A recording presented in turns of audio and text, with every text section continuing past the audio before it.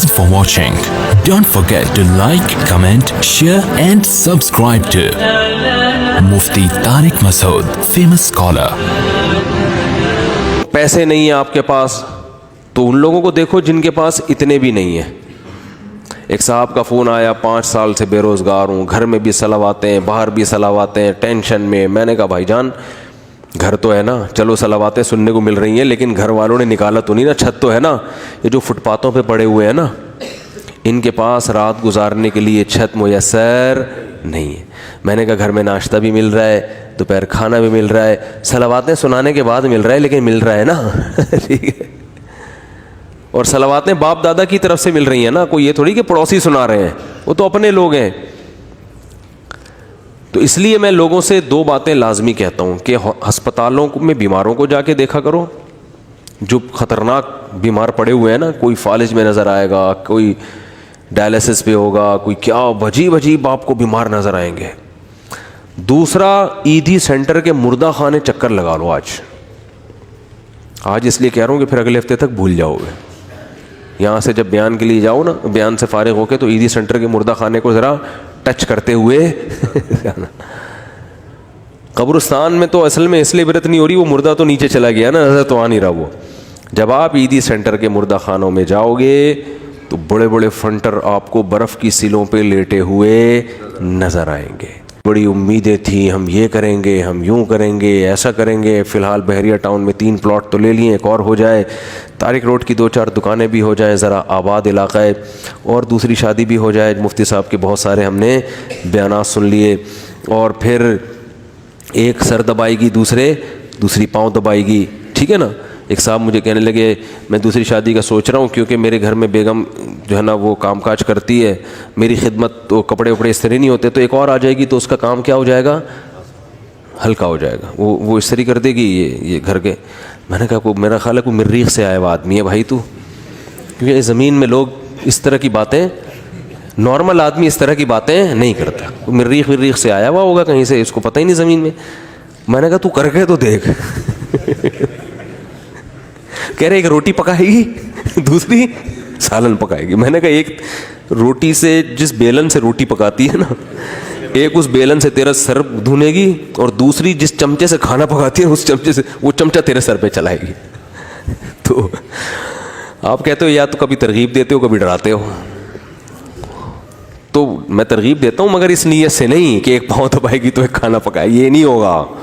ہو سکتا ہے دونوں کو ہوٹل سے کھلانا پڑے لا کے, کہ تم چپ کر کے بیٹھ جاؤ, لڑو نہیں, خدا کا واسطہ کھانا میں پکاؤں گا. تو یہ سب چیزیں یہ سوچ کے کرنے کا کہتا ہوں میں.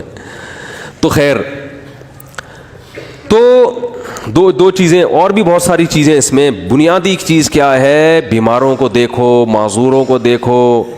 میں ایک واقعہ سنایا میں نے پچھلے ہفتے, پتہ نہیں یاد نہیں مجھے سنایا یا نہیں سنایا. ابھی میں سفر تھا میرا اسلام آباد میں, تو وہاں ہمارے ایک جاننے والے ملے. انہوں نے وہاں اسلام آباد میں ایک بہت بڑے تاجر ہیں, بہت بڑے تاجر ہیں, کروڑوں روپے کا بزنس ہے ان کا واقعہ سنایا کہ جوانی میں اس آدمی کی آنکھوں کی بینائی چلی گئی. کوئی بیماری ہوئی ہے, بس ایک دم بینائی چلی, ہو جاتا ہے بعض دفعہ کوئی ایسا اٹیک ہو جاتا ہے. وہ بیچارہ علاج کرا کے تھک گیا, اس کی بینائی واپس نہیں آئی. تو انہوں نے بتایا کہ وہ ایک دن نیچے نا اسلام آباد میں وہ بنگلہ ہے اس کا جہاں وہ رہتا ہے, نیچے ایک شکر کندی بیچنے والے نہیں ہوتے, کندھے پہ رومال ہے, شکر کندی بیچ رہے ہیں, شکر کندی نہیں سوری, یہ جو بھٹا بیچ رہے ہوتے ہیں نا, دانے, مکئی کے دانے بیچ رہا تھا. کہہ رہے ہیں اس نے اپنے دوست سے کہا اس مکئی کے جو دانے بیچ رہا ہے نا, آواز آئی نا وہ اس کی, تو اس کو جا کے بولو کہ یہ جب ان اسلام آباد کے بنگلوں میں گھومتا ہوگا احساس کمتری کا شکار ہوتا ہوگا کہ یار میری ایک ریڑھی, مکئی کے دانے, اور میں کیا کتنی ایک اس پہ 5 روپے بچا لیتا ہوگا زیادہ سے زیادہ ہے بھائی. تو میں غریب آدمی ہوں اور یہ کتنے بڑے بڑے لوگ ہیں جن کے بڑے خوبصورت بنگلے, اور میں ایسا غریب. تو اس نے جس کی آنکھوں کی بینائی چلی گئی نا, اس نے کہا اپنے دوست سے کہ اس کو جا کے بتاؤ کہ تو اپنی آنکھیں مجھے دے دے اور میرا بنگلہ لے لے, اور یہ بھٹے کی ریڑھی کس کو پکڑا دے, مجھے پکڑا دے, میں اس پہ راضی ہوں. یعنی اگر یہ قدرت میں ممکن ہے, بہت مشکل ہے بات سمجھانا. یعنی اس کو بتایا کہ اس کو سبق دلاؤ کہ احساس کمتری کا شکار ہونے کی تجھے ضرورت نہیں ہے، تو مجھ سے زیادہ مالدار ہے، میں اپنی پوری دولت بیچنے کے لیے تیار ہوں اگر مجھے کہیں سے بینائی میری واپس لوٹ آئے. یعنی اگر قدرت مجھے یہ آپشن دے کہ بھائی تو اس مکئی بیچنے والے کی جگہ ریڑھی میں صدائیں لگا رہا ہے دھوتی پہن کے اور پھٹے پرانے کپڑے پہن کے گھوم رہا ہے، ہم تجھے اس کی جگہ لے آتے ہیں لیکن آنکھیں مل جائیں گی، اور اس کو بنگلے میں لا کے بٹھا دیتے ہیں لیکن آنکھیں اس سے چھین لیں گے، تو سیٹھ نے کہا کہ اس کو بولو کہ میں اس پہ راضی ہوں لیکن تو اس پہ راضی نہیں ہوگا. تو اس لیے اللہ نے تجھے مجھ سے زیادہ نعمتیں دی ہیں. تو بھائی شکر کرنا سیکھو اللہ کے بندو. آج ناشکری بہت ہو رہی ہے. ہمارے حضرت مفتی رشید احمد صاحب رحمہ اللہ تعالی، بہت دفعہ یہ واقعہ سنا ہے، بس مختصر بتاؤں گا. 60 سال کی عمر تک انتہائی غربت میں وقت گزارا انہوں نے، انتہائی غربت. اور دارالعلوم کورنگی کے شیخ الحدیث تھے، جو سب سے بڑا عہدہ ہوتا ہے. یہ جو لوگ آج مولویوں کو صبح و شام برا بلا کہتے ہیں نا، ان اکابر نے، ان مولویوں نے اس طرح پیٹ کاٹ کے دین کو بچایا ہے. سمجھ رہے ہو؟ پیٹ کاٹ کاٹ کے، اتنے بڑے بڑے عہدوں پہ بھی تنخواہیں نہیں ہیں، ایسے پیٹ کاٹ کے دین کو بچایا ہے. تو حضرت فرماتے ہیں کہ ہمارے پاس صبح ناشتے میں انڈا خریدنے کے پیسے نہیں ہوتے تو روزانہ دال. ایک دن ایک مہمان نے کہا کہ آپ کے جب بھی آؤ دال ہی پکی ہوئی ہوتی ہے. حضرت فرماتے ہیں ہم نے تو کبھی سوچا بھی نہیں تھا روزانہ دال کھاتے ہیں. اس نے کہا کہ روز دال پکی ہوئی ہوتی ہے. تو حضرت نے فرمایا، میں نے کہا حلال اتنا ہی ملتا ہے. حلال کیا ہے؟ اتنا ہی ملتا ہے. تو حضرت فرماتے ہیں اس کے بتانے سے ہمیں خیال آیا کہ واقعی ہم اتنے دنوں سے دال کھا رہے ہیں. آپ کہہ سکتے ہیں وہ غریب گھر میں پیدا ہوئے ہوں گے، ایسا نہیں ہے. ہمارے حضرت انڈیا کا جو پنجاب ہے نا، لدھیانہ، اس کے جو چودھری گھرانہ ہوتا ہے نا، بڑے وڈیرے، ان گھروں میں پیدا ہوئے تھے. والد صاحب ٹھیک ٹھاک مالدار تھے. گاؤں کے جو ہوتے ہیں نا بڑے وڈیرے، مدرسے میں آنے کے بعد کیا ہو گئے؟ کیونکہ مدرسے میں تو کوئی سورس آف انکم ہی نہیں، اتنی چھوٹی چھوٹی تنخواہیں مدرسے. اب تو پھر بھی تھوڑی سی بہتر ہوئی ہے، ورنہ ابھی بھی مدرسے کے ٹیچروں کی تنخواہیں بیچاروں کی ایسے ہی ہوتی ہے. اس لیے مدرسے کے علماء کے ساتھ تعاون کیا کریں. سمجھ رہے ہو کہ نہیں سمجھ رہے؟ لوگ دیکھتے ہیں بعض علماء کو بڑے لینڈ کروزر یہ وہ، ان کو دیکھ کے لوگوں کو دھوکہ آتا ہے. وہ سمجھتے ہیں سارے ایسے ہی ہوتے ہوں گے. ضروری تھوڑی سارے، وہ تو بیچارے چند ایک کو اللہ مال دے دیتا ہے، بیچارے زیادہ تر تو غریب ہی ہوتے ہیں اور مانگتے نہیں کسی سے. تو یہ عوام کی ذمہ داری ہے کہ وہ ان کے ساتھ تعاون کرے تاکہ وہ دین کے کام دل جمی کے ساتھ کر سکیں. لیکن وہ مانگتے نہیں کسی سے. اور جو مانگ رہے ہوتے ہیں وہ صحیح، وہ عالم جو بھیک مانگ رہے ہوتے ہیں نا لوگوں سے کبھی، اس سے وہ پھر وہ عالم نہیں ہوگا، اس کی تحقیق کرو. تو ہمارے دینی مدارس میں بہت سے علماء ہیں بیچارے دن رات تدریس میں لگے ہوئے ہیں، کبھی کسی کے سامنے اپنی حاجت پیش نہیں کرتے. تو ہمارے حضرت فرماتے ہیں کہ ان حالات میں جب میرے پاس انڈا خریدنے کے پیسے نہیں ہوتے تھے اور میں سال میں ایک مرتبہ اپنے شیخ کی زیارت کے لیے لاہور جایا کرتا تھا، تو وہ جو سال میں ایک مرتبہ ان کی خدمت میں جاتے تھے تو ہر مہینے تنخواہ سے تھوڑے تھوڑے پیسے بچا کے سال میں ایک مرتبہ اس قابل ہوتے تھے کہ بس یا ٹرین کا کرایہ جمع ہو جاتا تھا ان کو. لیکن آپ دیکھو اہل اللہ کی صحبت کی اہمیت کتنی تھی. کیونکہ اگر یہ صحبت نہ ملتی نا تو پھر غربت میں یہ توکل نہیں ہوتا. تو اپنے شیخ سے ملنے کے لیے جایا کرتے. ہمارے ہاں بزرگ ہوتے ہیں اس لیے ہم بزرگوں کی زیارت کے بھی قائل ہیں.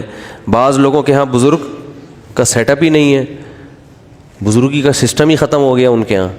تو جن کے ہاں ہوتا ہے ان کے ہاں یہ سارے سیٹ اپ ہوتے ہیں. ٹھیک ہے نا، کہ وہ اپنے بزرگوں کی زیارت بھی کرتے ہیں. بعض لوگوں نے ہر بزرگ میں اتنے کیڑے نکال لیے کہ معاشرے سے بزرگوں کو ہی کیا کر دیا ہے، بزرگی معاشرے سے شارٹ ہو گئے ہیں. ایسا نہیں ہوتا، ہر دور میں بزرگ ہول سیل کے حساب سے رہیں گے. تو خیر، تو حضرت فرمایا کرتے تھے اس کنڈیشن میں میں اپنے آپ کو دنیا کا سب سے بڑا سیٹ سمجھتا تھا. فرماتے ہیں کہ میں یہ حالات بیان کرتے ہوئے بھی ڈر لگ رہا ہے کہ ناشکری نہ ہو جائے.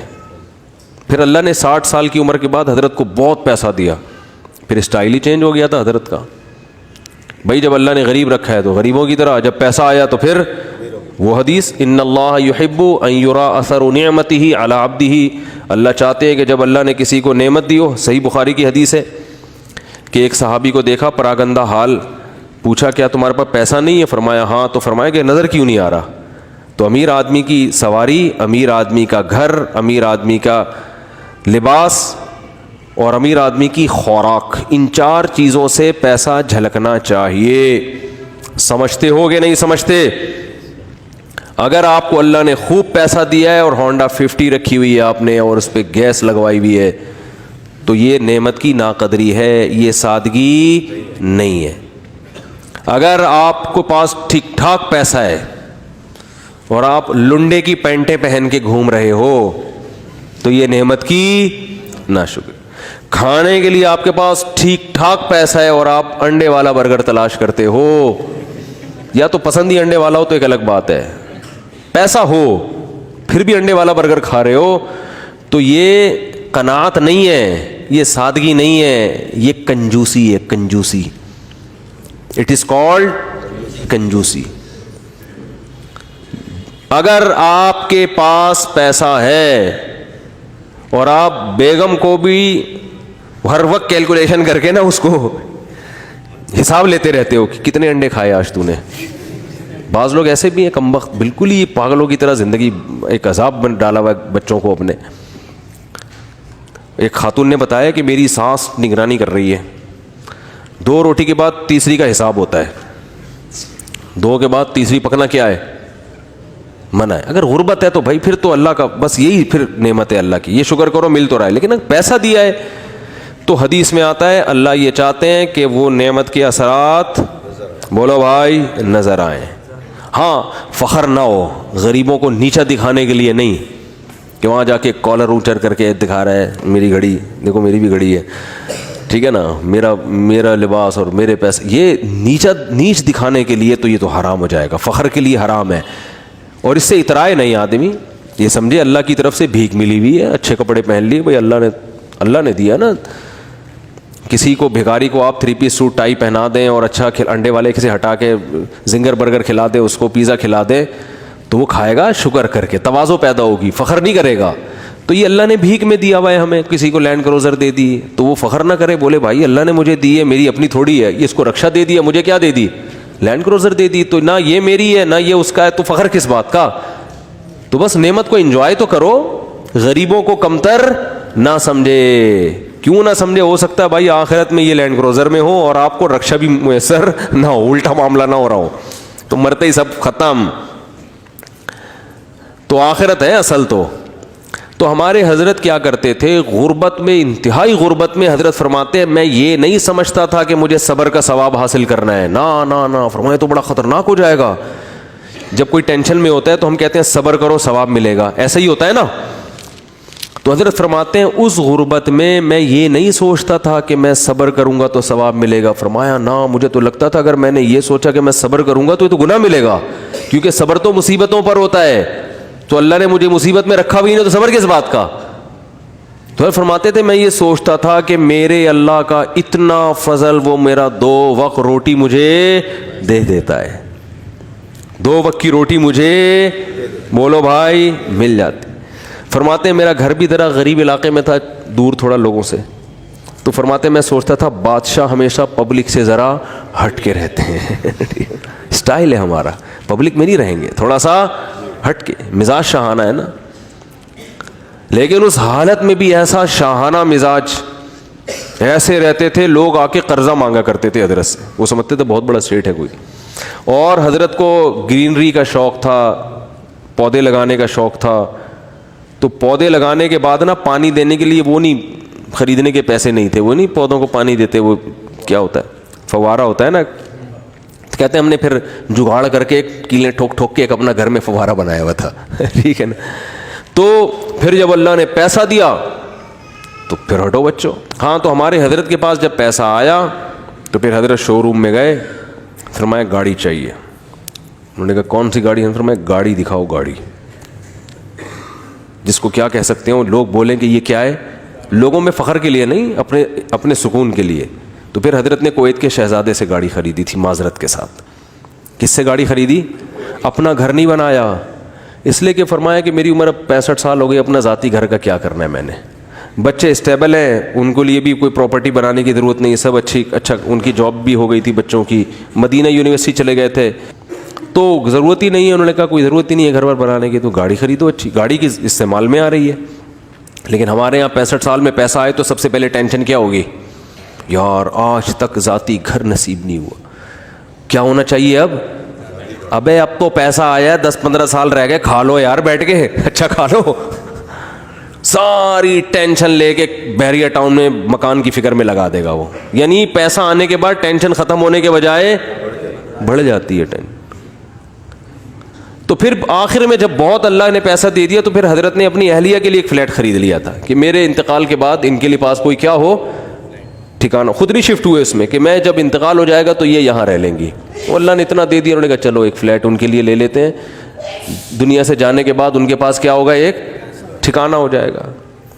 تو آسان زندگیاں ان لوگوں نے گزاریں، تبھی جب بھی ان کے پاس جاؤ، جب غربت میں تو بھی خوش، پیسہ آیا تو بھی خوش، ایک جگہ بہت پیسہ ڈوب گیا تو کاروبار میں لگایا تو بھی خوش، اتنی سی کہتے ہیں نا پیشانی پہ کوئی لکیر آ جائے نا کہ اتنا، اور اس دور میں جن لوگوں نے اس کاروبار میں پیسہ لگایا تھا ان میں بہت سے ہارٹ اٹیک سے مر گئے تھے۔